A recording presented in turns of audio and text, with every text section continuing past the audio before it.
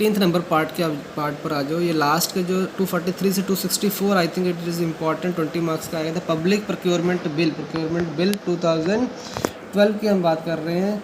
Statement and objective procurements made by the central government, जो central government procurement कर रही है, regulated by executive instructions in the form of GFR या general financial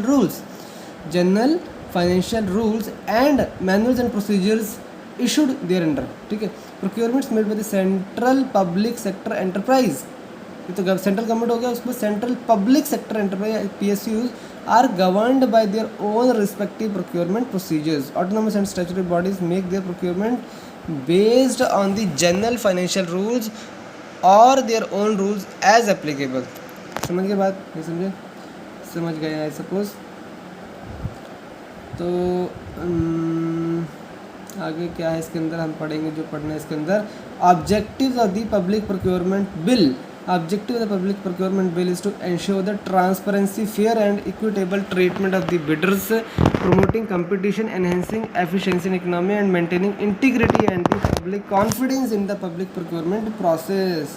ठीक है, public का भी प्रोक्योरमेंट, पब्लिक का ही पैसे ना अल्टीमेटली। आगे सेक्शन 2 डेफिनेशन की बात करेंगे। Procurement of the public procurement means acquisition of the purchase, lease, licence और अदरवाइज गुड्स, वर्क्स और सर्विसेज और any combination thereof including the award of the public private partnership projects। public private partnership project कहते हैं PPP projects by procuring entity whether directly or through an agency with which a contract for the procurement services is entered into, but does not include any acquisition of the goods or services without consideration, and the term procure or procured shall be construed accordingly। any award of PPP is also covered under the act। Definition की बात हमने कर ली है। Procurement contract, procurement process हम पढ़ेंगे। Procuring entities covered by the bill, उसकी हम बात करेंगे। प्रोक्योरिंग एंटिटी होती है ministry of the department, central government unit there और इट्स अटैच्ड और subordinate offices to which power of procurement have been delegated central public sector enterprise और undertaking, यानी PSUs की बात कर रहे हैं, सेंट्रल PSUs की बात कर रहे हैं। और controlled by the central government, any company more than 50% यानी मीन्स 50.1% एंड अबव और the paid up share capital is held by the central government. और अगर मतलब ऐसी बात है कि मोर देन 50% यानी 50.1% एंड अबव अगर होल्ड है सेंट्रल गवर्नमेंट के पास, या फिर one of the more company in the central government holds more than 50% of the paid up share capital और बाय द सेंट्रल गवर्नमेंट और hold more than 50% of the paid up share capital. अरे same ही बातें हो रही हैं। तो यहाँ पर एक बोल्ड कर मैं लाइन लिखी है जिसको देख लेते हैं। Assistance from the multilateral development banks, bilateral development agencies और foreign governments procuring the central government may by notification permit the procuring entities to carry out the procurement financed under the assistance sorry from the multilateral development banks. ठीक है, तो अगर finance इससे हो रहा है multilateral development bank से या बायलेटरल डेवलपमेंट एजेंसी से या फॉरेन गवर्नमेंट से, तो central government by notification permit the procuring entities to carry out the procurement. तो उनको बोल सकते हो कर लो तुम्हें वहाँ से फाइनेंस मिल रहा है कोई बात नहीं, लेकिन थोड़ी notification. Basic norms of public procurement ensure efficiency, provide fair equitable treatment to the bidders, promote competition, then पढ़ चुके हैं। ensure that the price of the successful bid is reasonable and consistent with the quality required, and evolve a mechanism to prevent the corrupt practices। section 5 the different sets of the rules may be made for the different categories of procuring agencies and procurement। section 5 कहते हैं some important definitions क्या है। Bid है, bid लगाइए मैंने भैया इस price पे खरीदेंगे। ठीक है, हम बिड पे जाते कई बार कहते हैं ना हम बिड पे जा रहे हैं, मतलब कंपटीशन क्रिएट करने जा रहे हैं, हम एक बिड क्रिएट करने जा रहे हैं।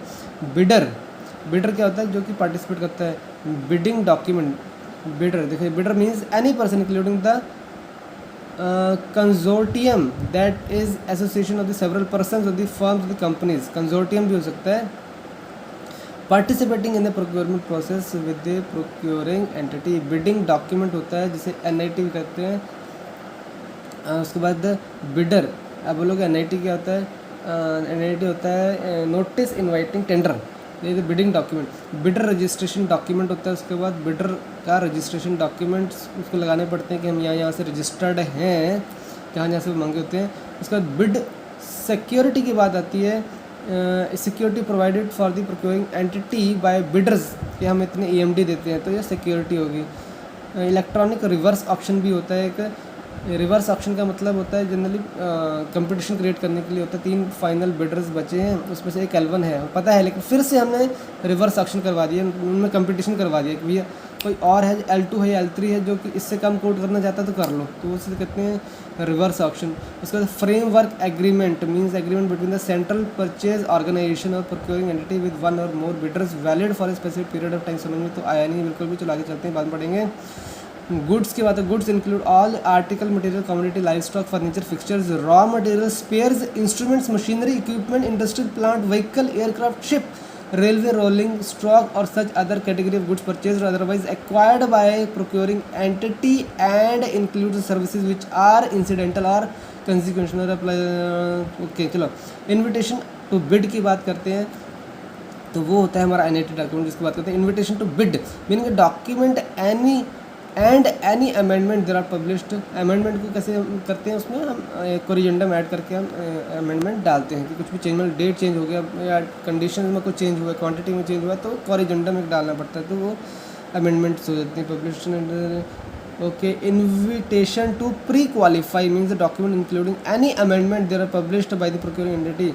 ऑफसेट क्या होता है, offset means any condition imposed on the bidder in relation to the particular procurement so as to encourage the local development by means of the domestic content transfer, technical know-how, licensing, technological development, counter trade investment और other similar requirements। offset कहते हैं। Pre qualification procedure क्या होता है वो पढ़ेंगे, pre qualification document पढ़ेंगे। Prospective bidders क्या होते हैं, प्रोस्पेक्टिव में हो सकते हैं हमारे bid means any person including the consortium likely to be a bidder. Public private partnership होती है, फिर पब्लिक प्राइवेट पार्टनरशिप भी होती है means the agreement between the central government statutory entity और any other government owned entity on one side, ठीक है, and a private sector entity on the other side, ठीक है। पब्लिक प्राइवेट पार्टनरशिप कहते हैं, पब्लिक एक तरफ है, प्राइवेट एक तरफ है, प्राइवेट पार्टी एक तरफ, पब्लिक मतलब है कि government.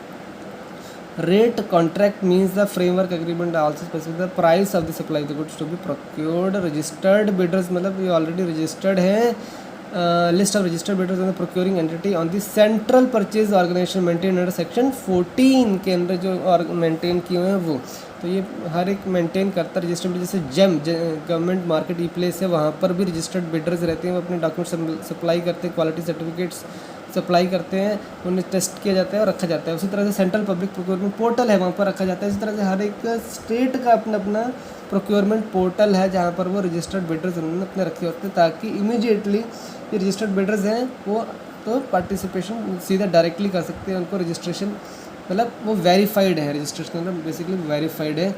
Service means any good services to be procured other than the goods, यहाँ पर गुड्स एंड सर्विसेज लिख दिया। सर्विसेज में सर्विसेज प्रोक्योर कर रहे हैं, ठीक है। हाँ, goods services to be procured.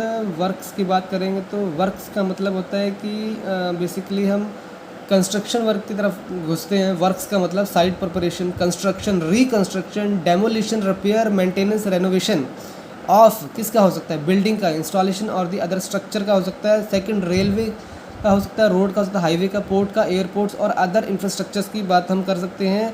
Third thing any construction projects, any construction work relating to the excavation खुदाई करनी है, ड्रिलिंग करनी है, installation of the equipment and materials करने हैं, वो हो सकता है। फोर्थ पॉइंट सर्विसेज इंसिडेंटल और कंसिक्वेंशनल ऑफ द वर्क, ठीक है, क्योंकि सर्विसेज इसके हो सकता है कि इसके साथ साथ कुछ सर्विसेज की ज़रूरत पड़े, तो वो इंसिडेंटल और कंसिक्वेंशनल टू द वर्क, इस वर्क से रिलेटेड सर्विसेज की में ज़रूरत पड़ सकती है। तो ये 4 तरह के वर्क्स बेसिकली किसके साथ है।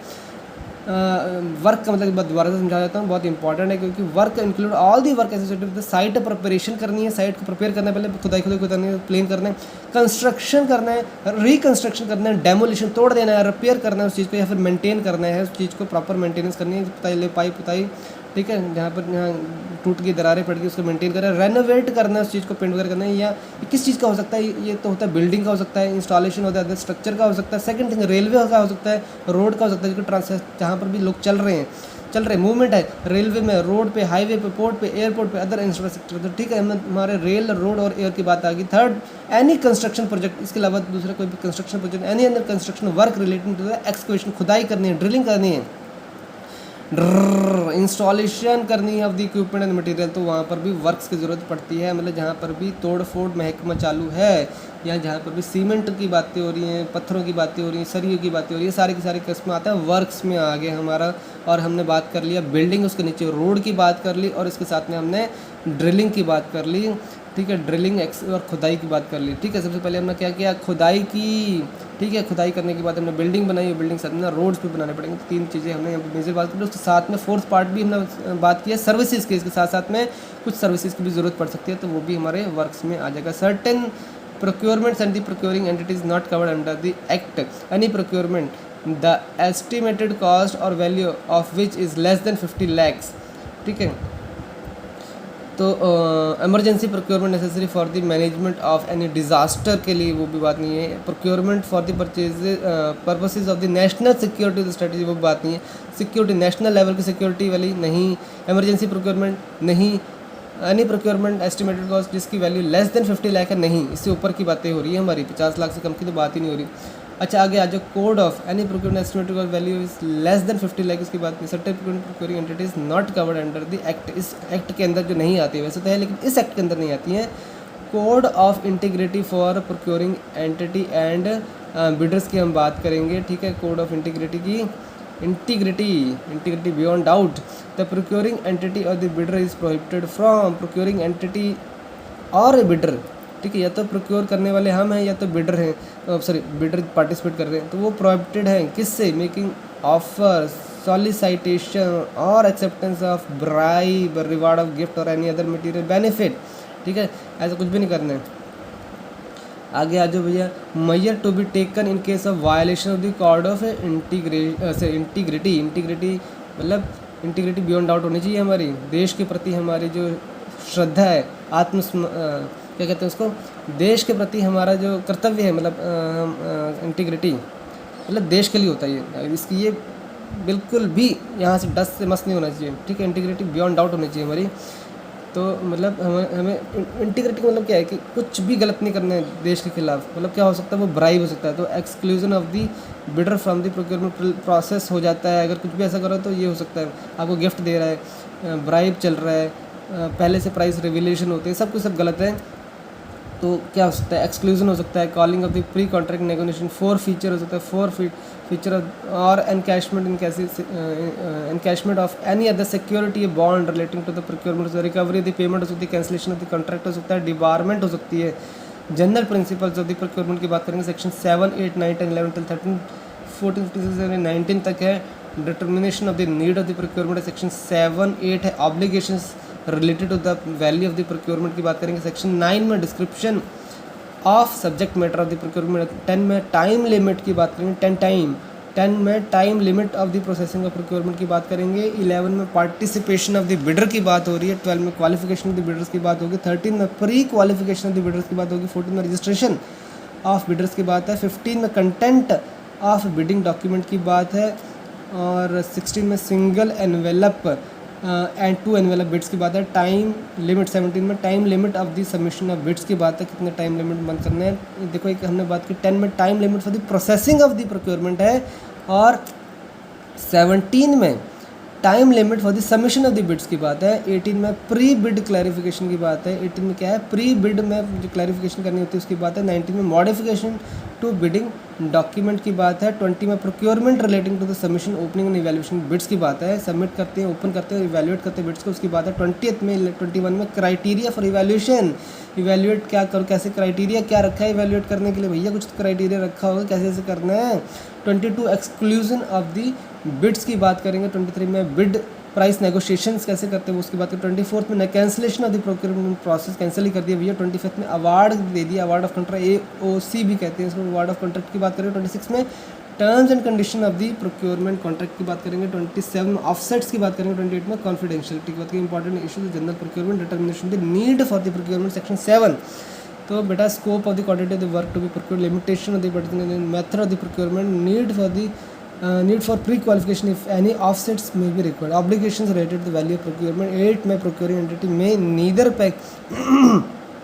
package not divide its procurement or take any other action so as to limit the competition among the bidders so as to avoid the obligations shall neither package not divide the procurement एक complete में लेनी है divide नहीं करना है कि भैया हमें 100 लैपटॉप खरीदने तो हम 20 करके ले लेते नहीं अगर 100 खरीदने तो 100 खरीदने हैं उसको डिवाइड नहीं कर सकते आप और take any other action to limit the competition among the bidders ठीक है कि ये वाला बिडर हमारा फेवरेट है 10-10 करके दे देगा चलो तो हम ऐसा बनाते हैं नहीं हमें बनाना कैसे है हमें बनाना है जैसे कंप्लीट जैसे हमें चाहिए वैसे ही बनाना है description of good services to be procured description should be set out the pre qualification document में होनी चाहिए टाइम लिमिट होना चाहिए उसके अंदर participation of the bidders procuring shall not establish any requirement aimed at limiting the ठीक है ऐसा नहीं है कि कुछ ऐसे पर्टिकुलर कंडीशन डाल दी कि कुछ पर्टिकुलर बिडर ही आ सकते हैं हमें जनरलाइज डालनी है जो कि हम चाहिए एक्चुअल में कुछ बहुत स्पेसिफिक नहीं कर देना है जो कि हमें पता है कि कुछ पर्टिकुलर बिडर ही दे सकते हैं क्वालिफिकेशंस ऑफ बिडर्स उसके बाद क्वालिफिकेशंस कैसे करने हैं उसको पूरे डॉक्यूमेंट देखने हैं कि सब कुछ है कि नहीं है pre qualification of the bidders ठीक है प्री क्वालिफिकेशन चेक करनी है कि prior to purpose of identify the bidders that are qualified उसके बाद रजिस्ट्रेशन ऑफ द बिडर्स की बात करें रजिस्टर्ड होने चाहिए जीएसटी रजिस्ट्रेशन होने चाहिए और उनका कंपनी से कंपनी है तो उनका कंपनी रजिस्ट्रेशन होनी चाहिए contents of the bidding document होने चाहिए the bidding document shall contain the description of the subject matter in case of procurement goods तो उसकी बात होनी चाहिए वर्क्स की बात तो nature and the location of the works services तो nature of the services location single envelope two मतलब सिंगल मतलब सिर्फ एक के अंदर टेक्निकल फाइनेंशियल है लेकिन दो तरह की मतलब इसमें टेक्निकल अलग है पहले टेक्निकल खोलेंगे अगर वो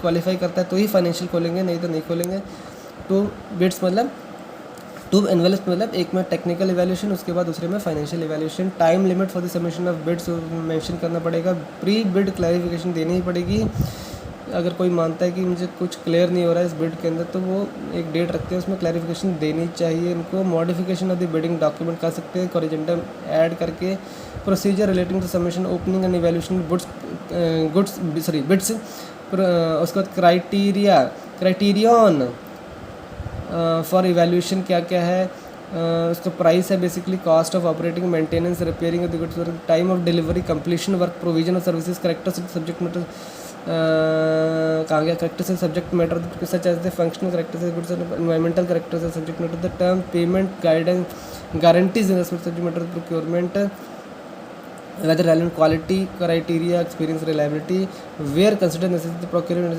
may also specify trial sample to other additional methods as practicable तो ये बातें होंगी exclusion of the bids procurement may exclude a bid if the procuring entity determines the bidder is not qualified bid departs from the essential requirements bid contains false information है अगर इसके अंदर तभी bidder submitted a bid or his agent gave or agreed to give to any official of the procurement entity a gratification in any form so as to unduly influence the procurement process a bidder in accordance with the rules as okay price negotiation की बात करेंगे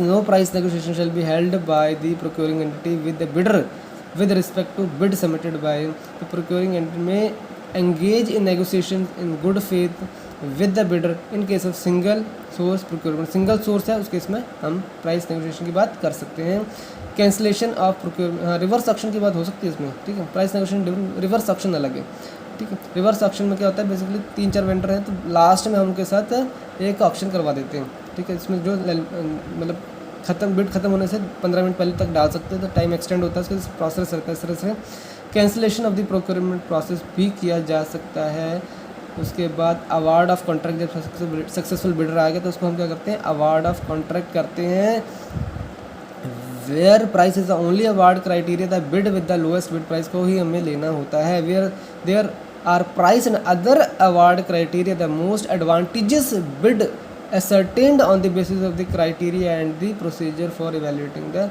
होता है ये beads के award करने के लिए। अवार्ड ऑफ कॉन्ट्रैक्ट आगे terms and condition procurement process. Offsets की बात हो रही थी, पता नहीं क्या होता है। कॉन्फिडेंशियलिटी मतलब कॉन्फिडेंशियल रखना होता है पूरा का पूरा ये मामला।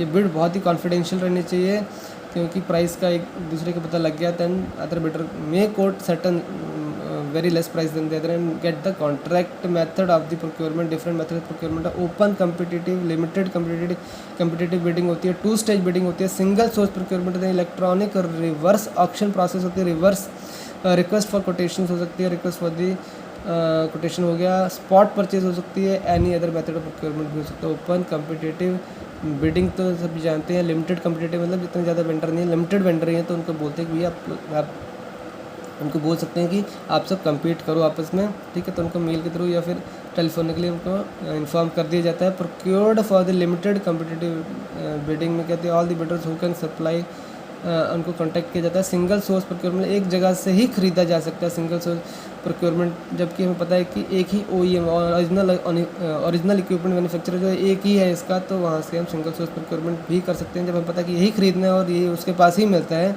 तब हम ऐसा खरीदते हैं। लेकिन ये HOD की परमिशन के साथ ही होता है, सर्टिफिकेट लगता है। The procedure for the single source procurement following namely procurement should be shall solicit bid from the single source and procuring entity में एंगेज इन नेगोशिएशन कर सकती है। टू स्टेज बिडिंग होती है method, it is the feasible characteristic good rapid technology in market fluctuation procurement procedure for the tools in the first stage the bidding process the procurement shall invite bids containing technical aspect contractual terms and okay the first stage bids is otherwise eligible shall be evaluated in the committee में committee बनती है कि जो कि evaluate करती है उन beads को। और उसके बाद क्या होता है जब सब कुछ ठीक है तो उसके बाद उसमें सेकंड स्टेज चलता है जिसमें कि वो उसके साथ प्राइस का चलता है। पहले टेक्निकल उसके बाद प्राइस चलता है। Any bidder inviting the bid but not in the position to supply the subject matter procurement terms and condition में withdraw from the bidding proceedings without forfeiting any bid security, ठीक है। उसे लगता है कि नहीं कर सकता तो वो छोड़ सकता है, लेकिन सिक्योरिटी फॉरफिट नहीं होगी। उसके बाद इलेक्ट्रॉनिक रिवर्स ऑक्शन की बात करते हैं। मेथड इलेक्ट्रॉनिक में भी followed, it is feasible detail description, competitive market है, क्राइटेरिया है, तो रिवर्स ऑक्शन किया जाता है। आपस में क्या होता है रिवर्स ऑक्शन मतलब आपस में कम्पीट करते हैं, ठीक है। तो प्राइस बता दिया जाता है, उसमें आपस में उनका रिवर्स ऑक्शन होती है। ऑक्शन क्या होता है, किस चीज़ को बेचना है, यहाँ पर ख़रीदना है, ठीक है। तो आपस में ऑक्शन कर रहे हैं मतलब बिडिंग कर रहे हैं, लेकिन वो प्राइस ओपन है सबको। The invitation selling additional information access and registration auction open closing norms, ये सब कुछ बातें होती हैं।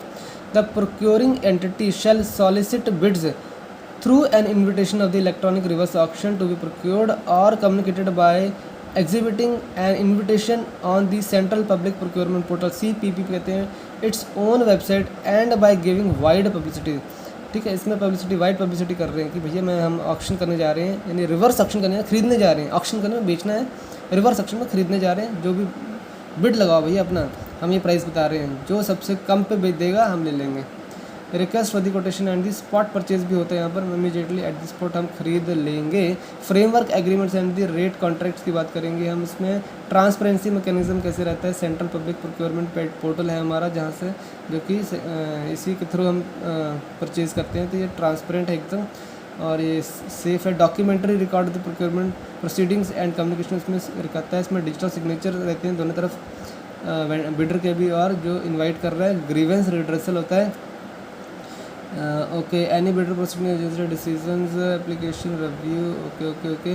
प्रोक्योरमेंट रिड्रेसल कमेटी भी रहती है, इसमें एक रिड्रेसल कमेटी होती है कि इसके रिगार्डिंग किसी को कुछ ग्रीवेंस है तो वो हम देख सकते हैं। Grievance not be relate to certain issues, determination of the need of the procurement क्या है, कैंसिलेशन ऑफ द प्रोक्योरमेंट के, डिबारमेंट फ्रॉम द बिडिंग की बात भी है कि a bidder shall be debarred by the central if has been convicted for an offence under the prevention of corruption act 1988 और under the Indian penal code और any other law, ठीक है। समझ गए, अगर मतलब कुछ भी क्रिमिनल ऑफेंस किया या फिर करप्शन किया हुआ कभी, तो under the prevention of corruption act 1988 के अंडर कन्विक्टेड है तो उसको भैया हम डिबार होना चाहिए। अब bidder debarred under the above section shall not be eligible to participate in the procurement process and the procurement entity for a period not exceeding 3 years, 3 साल तक भैया नहीं कर सकता है। समझ गए। प्रोक्योरिंग एंटिटी में डिबार द सक्सेसर फ्रॉम फैनी the period not exceeding 2 years if it determine the bidder has breached the code of integrity. ठीक है, 2 साल के लिए अगर इंटीग्रिटी का ब्रीच किया बिडर फेल्स, अगर फेल हो जाता है मतलब एनी डॉक्यूमेंट प्रोवाइड करने के लिए financial bid after opening the financial bid withdraws the procurement process.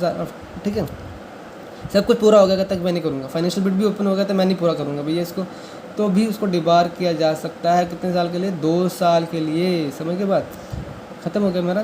तो ये ख़त्म हो गया हमारा 264 नंबर पेज हमारा पूरा ख़त्म हो गया। प्रोक्योरमेंट प्रोसेस हमारा इंपॉर्टेंट है, 10 नंबर का आ सकता है। ठीक है, चलो ये हमारा ख़त्म होता है यहाँ पर 264 पर।